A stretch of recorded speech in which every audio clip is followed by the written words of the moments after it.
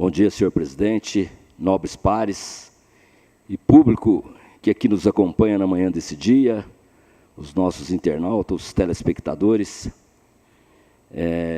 Depois de uma semana afastado por motivos de uma cirurgia no ombro, do manguito rotador, é realmente uma cirurgia bastante dolorida, e eu já tinha feito essa cirurgia há 19 anos atrás e, infelizmente, rompeu o tendão, tive que fazer novamente, mas está indo bem a recuperação. Senhor presidente, eu até não ia vir nessa tribuna hoje não, mas o nobre colega Gilson Pelizaro falou hoje do julgamento que tem do ex-presidente, o melhor presidente que essa república já viu, o senhor Jair Messias Bolsonaro.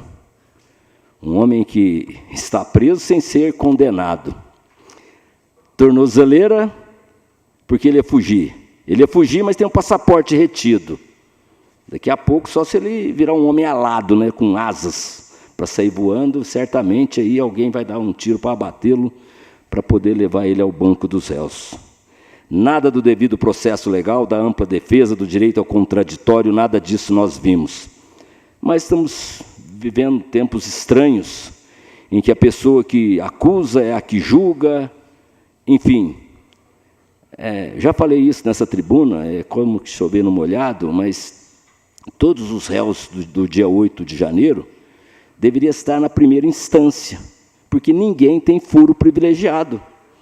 E na primeira instância, a maioria teria sido lá com cesta básica, e realmente a gente se vê em momentos muito difíceis que passa o nosso país. Para essa parte, vereador... Pois não, excelência.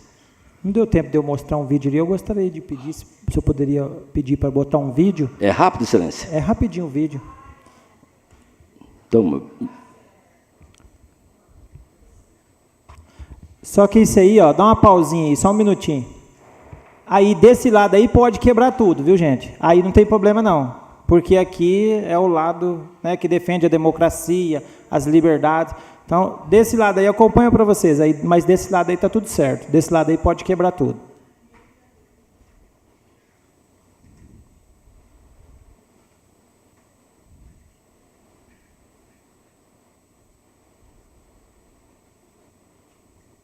Da agricultura. O prédio da agricultura foi incendiado. O fogo já foi controlado. Os servidores federais evacuaram às pressas os edifícios. A polícia militar tentou dispersar os vândalos com bombas de gás lacrimogênio e de efeito moral. Tá lindo, tá bonito. A sessão deliberativa do plenário da Câmara foi suspensa e encerrada após a manifestação. O ministro da Defesa, Raul Jungmann, disse que o presidente Michel Temer decretou a ação de garantia da lei e da ordem na esplanada dos ministérios. Dessa forma, tropas federais passarão a reforçar a segurança na área. Tem aí no Nacional?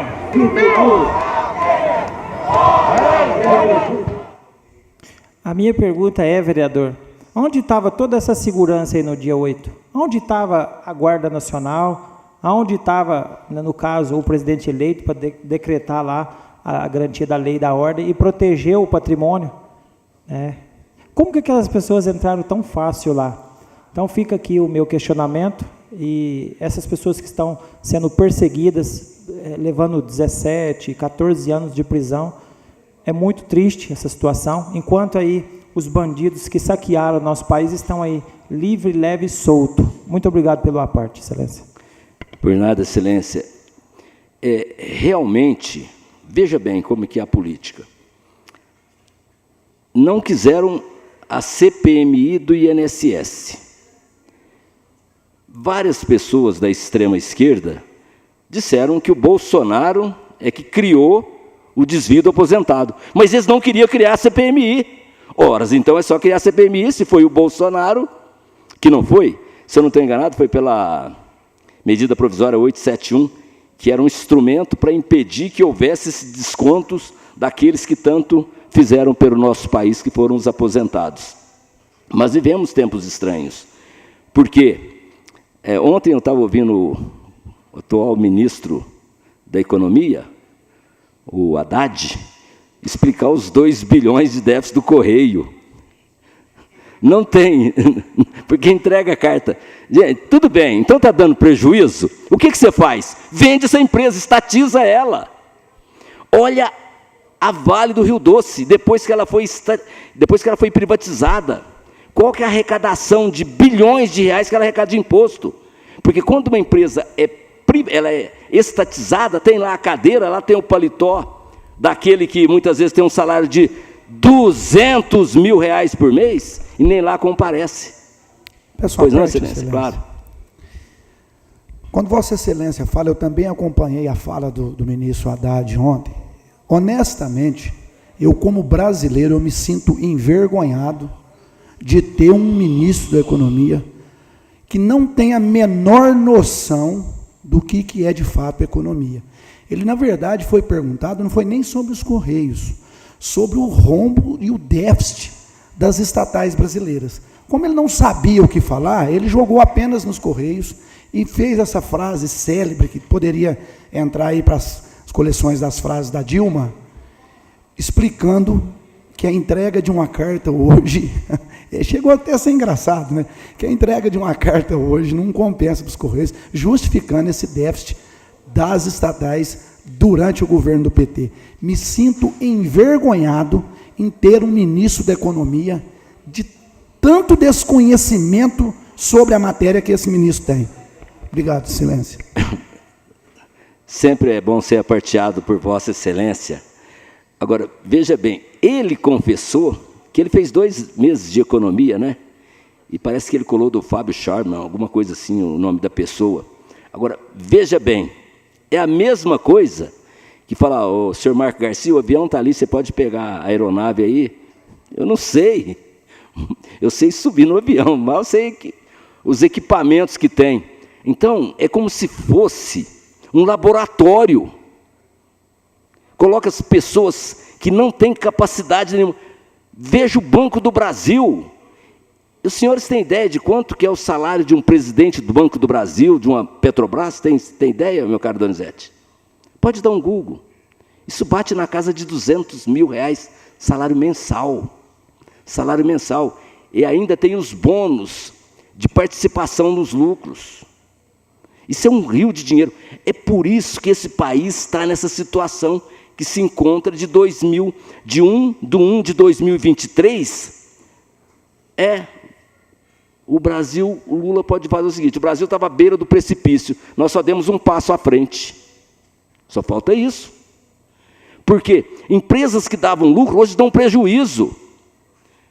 Se perguntar para o Haddad o que é a curva de Laffer, com certeza ele não sabe, porque não estudou economia. Eu não sou economista, mas nós sabemos, quando um produto está muito caro, a venda é pequena. E eu falo com muita propriedade, porque eu sou empresário do ramo de lojas populares, e quanto mais barato você vende, o lucro se torna maior, a rentabilidade. Uma coisa é você comprar um copo por R$1 e querer vender por 2. Você ganha 1, não é isso? Mas você vende quantos por dia? 10? Compra por 1 e vende por R$1,30. Você vai vender 50. Em vez de você ganhar do volume. Então, isso é a curva de Laffer. E, consequentemente, as indústrias faturam mais porque estão vendendo mais, ela recolhe mais imposto.